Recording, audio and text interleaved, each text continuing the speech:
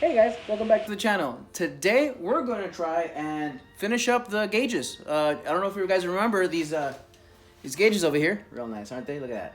Very cool. I think they're cool. Anyway, we're going to put in the sensors that are remaining that need to go into the engine and the speedometer and all that stuff, and try to button up the wiring so that way we could just plug it in and play. I know it's been a while. A lot of stuff's gotten in the way. Obviously the Fiero back here, so it's dirty. Yeah, let's get started.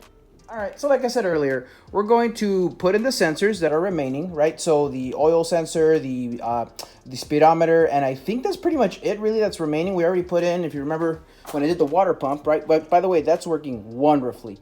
Fixed all the issues that I was having with that. But anyway, so there's that sensor, right? Let's see if I can get it there. Haha, there it is. Okay, so we're gonna wire that in, but also back here, you'll notice, it's way back in here. There's a tube kind of coming out of there. You go. Let's see if I can see that tube under here. So right in this area, boom, right there.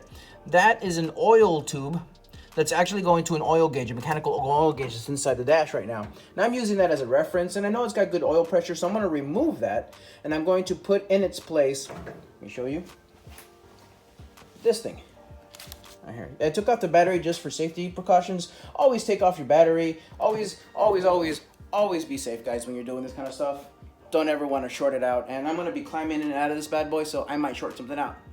Be safe, right? This is the oil pressure sensor that's going to go into the new one. And this is calibrated to the gauges that are back there. So that's going to go in its place. And later on, we're going to install the speedometer. And I'll show you how that goes in underneath the vehicle. Hopefully it's not too dirty. Hopefully.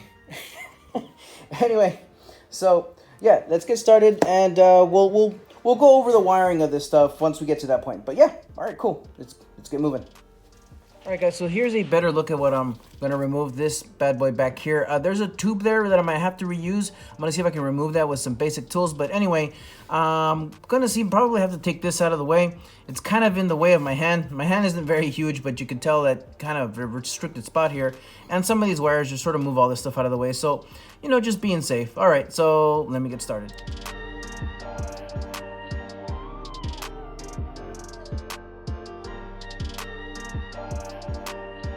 All right, so I ran into a frustration as usual because, you know, custom.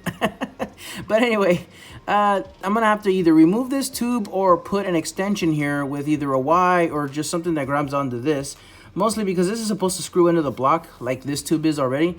And unfortunately, this tube does not want to move at all. And I don't want to put shavings or anything into the engine. And I also don't want to stay here 3 hours trying to remove this. So I'm just going to leave it there. I'm going to put, like I said, either an extension or maybe even a T. You know what?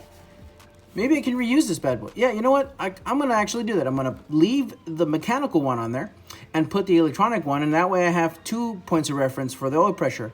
It's always good to have a second opinion, you know, on what your engine's doing. And yeah, that'll work for me. All right, cool. So we'll go that route. Let me go to the auto parts store real quick, get the proper fitting that I need for this, and we'll go from there.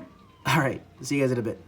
So we're back from the parts store, and this is what I was able to come up with. It's kind of a monstrosity, but you know, this will do. So we got the sending unit right here for the oil pressure, and we got the little adapter for the mechanical oil pressure sensor. So I mean, that'll work. It'll sit up there. I already tested it out. It'll actually fit really nicely. So yeah, let's put it in there. All right, guys, one other thing before we continue here, you'll notice all this white stuff, this Teflon tape that I've been using. Primarily is just to solve issues with like leakage and stuff. I've had good luck with this tape. It is a brass fitting, so I mean, you don't really need it, but oil tends to find leaks, if you guys know what I mean. So yeah, Teflon in here, Teflon in there, just a little bit. Obviously, don't overdo it, but just it's good insurance against leaks. But anyway, let's continue.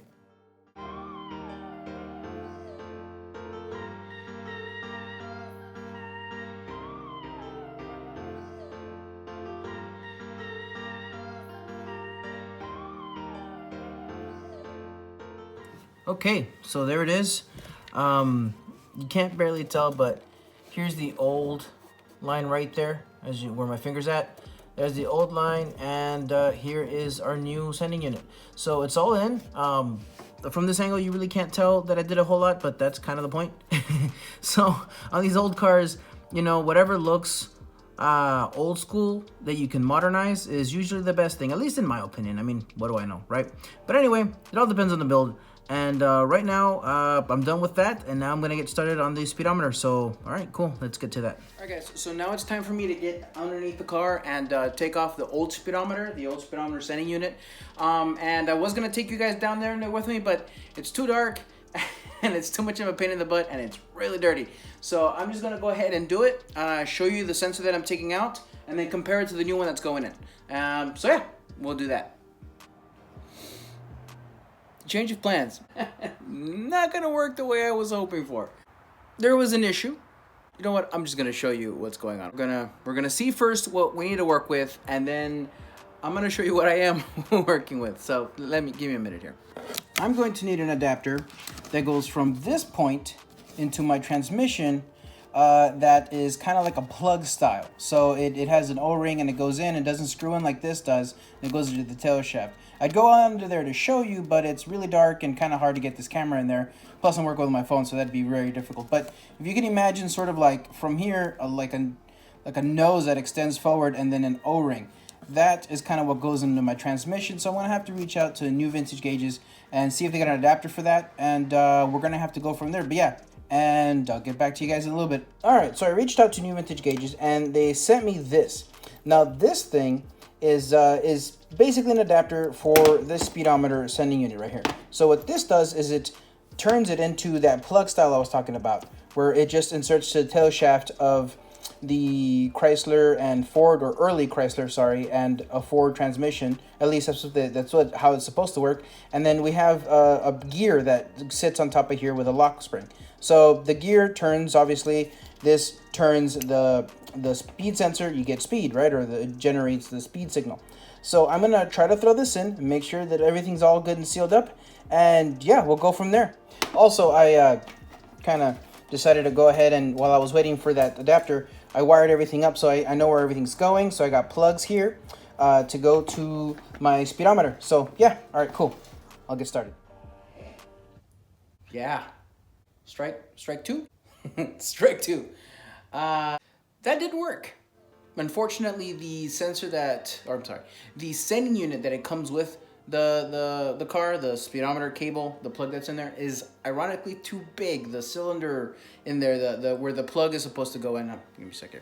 The adapter, right, that it's supposed to go in there, this is actually not big enough. It's too small, so it sort of just floats around in there, doesn't make a seal.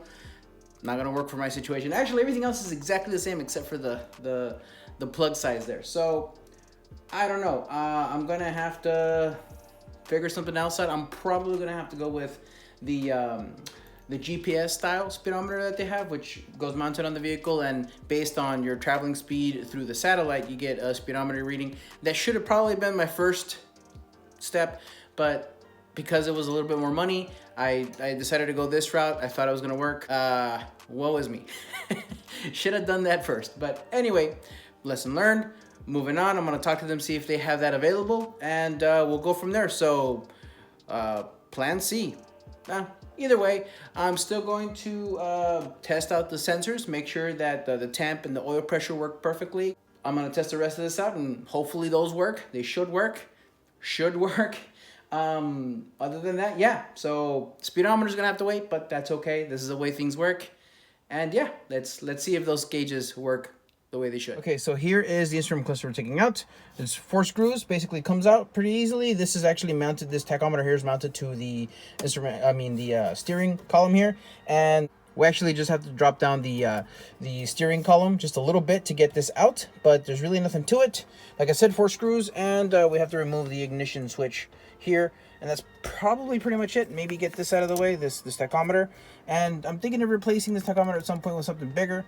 It's a little harder to see, you know, but it sort of fits, it sort of works. It's a little hard to tell where what's at, but I kind of don't really need it since I have this thing down here and it kind of tells me. So I don't know, we'll see. But for the moment, let's just let's get rid of this real quick.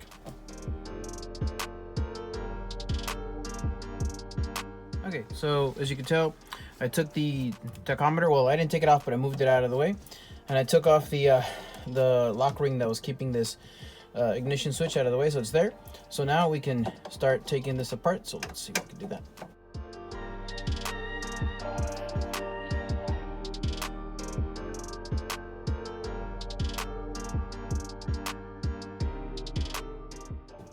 There we go. All right, so for all intents and purposes, this bad boy's out. Let's see. Oh, here we go. There's a connector in the back that I gotta reach. Let me see if I can get to this thing. Okay, so I might have to lower the column a little bit more. Give me 1 second. Okay, so I lowered it a little bit more. Let me see if I can get to the back here. Okay, so here's a plug. So you'll see my hand right here, right around in the back here. There's a plug. Let's see if I can get it out. Ooh, that doesn't sound good, does it? Ow. There we go. So that's out. But see, that ain't the end of it, because now these things come with an ammeter, and the ammeter is right here, these two wires here. So I gotta release these two wires to get it out completely. So let me just do that now. All right, now that this thing's out, just pull it out here, and all the wires, and now there's the vacant spot that is my dash where my instrument capacitor will go. So this right here is the piece that holds all the wires together, and these two right here are the alternator wires. So believe it or not, power, actual amperage and power goes through here and back to the battery. The hilarious part about this is this used to be the wire to like from the alternator to the battery. So the alternator relied on just this whole entire wiring system relied on just this to provide power to everything. Yeah, that's not a fire hazard. But anyway, I've since bypassed all that. This is just really decorative at this point. I can just completely disconnect these and it wouldn't affect anything anymore. But yeah, I might actually just do that for safety reasons. But anyway, we're gonna actually, remember that thing I told you about splicing into the wiring? This, believe it or not, isn't that bad. This whole wiring is not as bad as most of these are. Someone at some point replaced all these wires. So I'm going to make sure these are good. Make sure nothing's all toasty in here, and I'm going to splice the new wiring harness to this. Let me pull this out and show you guys the difference side by side on the old stuff versus what I'm putting in now. Okay, so here we go. So old versus new. I mean, look at, that's just a massive difference. That looks so much better. I mean, this did its job, you know, for the time. It did great, you know. Didn't really have too many issues. Believe it or not, the gauge, although not perfect, they worked. Temperature gauge, fuel gauge, you know, the alternator gauge, they did their job. The, you know, the speedometer, these things go out all the time. These old speedometers had a magnet inside with this needle, and it ran according to how fast this magnet inside was rotating, and it grinds and makes a horrible noise, and it flutters all over the place. This, obviously, upgrade. Now, we ran into the issue with the speedometer sending unit, but this is going to go in no problem. This should not have an issue at all. Okay, and so we're going to address, obviously, these three holes here. These two were supposed to be two different things. So originally, this is a signal light, and so you only get one. And I don't know if you remember last video, I covered that, but this is for both sides. Believe it or not, this tells you, signal one side, signal the other side. And then you got like a check engine light, basically oil. At the time, just oil pressure. Is that all? That's all you got, because there's obviously no oil pressure light gauge here. All you got is an oil pressure light and a high beam light, and so then you got your signal lights. Why they did it that way?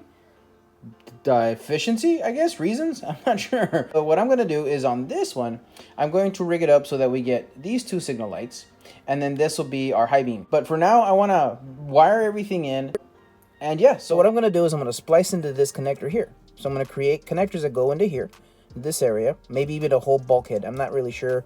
I might get fancy and do that. Who knows? But the reason I'm doing this is so that if I ever, for whatever reason, I want to go back to the original style, I can. And all I have to do is remove the connector that I created for this, put in the regular gauges, and that'll take care of that thing. So it's pretty cool that you want to, on the old cars like these, at least for myself, I like to keep things as reversible as possible. All right, so let me go ahead and make the connectors for this, and we'll come back to hooking this up together. All right, guys, slight change of plans regarding the wiring situation with this. So I am going to still use the existing wiring harness for like the lights and the fuel senders, but I don't necessarily trust that it's the right gauge wire for the temperature and the oil pressure. They kind of look a little bigger, so instead of just messing with that, I just sent 2 different wires into the firewall, and I'm wiring those up separately. I already got little harnesses for the power and the ground, and this is for the speedometer sender. So yeah, it looks all ready and done. Oh yes, and this is a spare back frame that I had from the original gauges. I have the old one sitting in the box that these new gauges came in, but pretty much I got a spare one because I was going to use that as a mounting harness. I'm glad I got a spare one because I had to make several customizations to get this to sit, but it's in there. It's in there, and the reason I did this is this actually holds the ignition switch cylinder here, and it mounts right up to the stock area, and it has spots here for the new signal light style that I'm going with. But yeah, so if you guys are gonna do something like this, it's good to have a spare one of what you already had, right? But I'm sure you guys already knew that. Anyway, I'm gonna go ahead and install this, and hopefully it works. All right. Okay guys, so this is installed. As you can tell, I put everything in. It looks really nice. I mean, dang, look at that. Anyway, so we got the tachometer back in place. Adjust that a little bit. There you go, perfect. Make sure that's level to me. Wonderful. Okay, focus there. Okay, but I think that looks awesome. I know it's a little dark, but I'll get some light in here real quick. Let's see what there we go. So now we got the back lid. That looks really cool. We got the tachometer in the middle. Let's see here. Nice. All right. Maiden voyage. Here we go. Let's see if the circuits work well. Okay. All right. Sweet. Let me see. Let's see if the tank works. All right. So we're reading some fuel. We got voltage. Obviously, water temp and oil pressure not working right now because the engine's not running. And this seems to be working. Sweet. All right, perfect. All right, so out in the open, let's make sure this thing starts. Let's ignition key. Okay, everything's good. All right, let's see if this thing starts.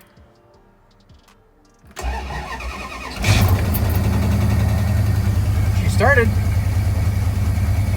All right, let's let this thing warm up and see what happens. So we got, let's see here. All right, oil pressure's working. That's cool. Let's see, so this is the mechanical one. And yeah, so 80 according to this thing. This thing says 100 or 90. Okay, so yeah, it's pretty close. Yeah, all right, so that's good. Let's see, fuel says we got fuel. Voltage is reading well, it's charging, perfect. Temperature, obviously, it's not warmed up yet. Okay, obviously this is not gonna work for reasons we got into earlier.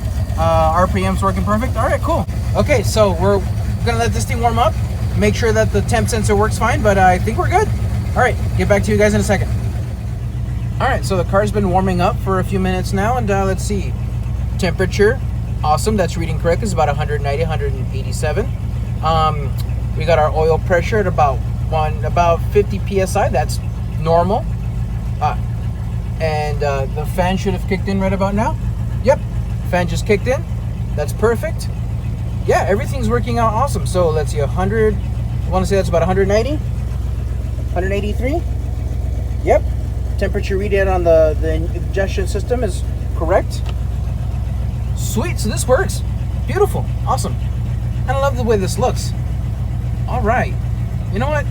This is a success. This is a win. This is a win. All right, cool. All right, guys. So that's gonna do it for today. You know what? Despite the setback with the speedometer, I think this was a success. The gauges work perfect. There are no leaks. I let it sit for a little bit after I turned it off and everything. And no leaks from the water, no leaks from the oil. It all seems to work fine. There are no shorts or anything. It's not fouling out anywhere. So it's all good. It all works out really well. Again, I'm gonna get with new vintage gauges to see what I can do about getting that GPS sensor hooked up, and we'll go from there. The setback with the speedometer, sending unit, and all that stuff isn't any fault of them. I'm trying to adapt stuff for this vehicle that really wasn't meant for the vehicle. So, you're gonna run into roadblocks like that. But anyway, I did pretty good for today. I think it works out well. Once again, guys, if you guys like what I'm doing with the channel, if you guys have different opinions about the project that I'm doing here with the gauges, tell me what you thought. If you guys like the video, please leave a comment below. Like, share, and subscribe, and hit that bell notification so you get up-to-date stuff about what I'm doing. And I'll get back to you guys on the next part about the speedometer, see how that works out. Last thing, guys, I'm not sponsored by New Vintage Gauges. I like the product. It works really, really well. They've worked really well with me over the phone, helping me out, trying to point me in the right direction to what I need. So shout out to them. But I am not sponsored by them at all. So check them out. Their product seems to work really well for the hodgepodge mess that I'm making over here. But yeah, they're good people. And I'll leave all the links of the parts that I used and the website on the description of the video. So yeah, as always, see you next time.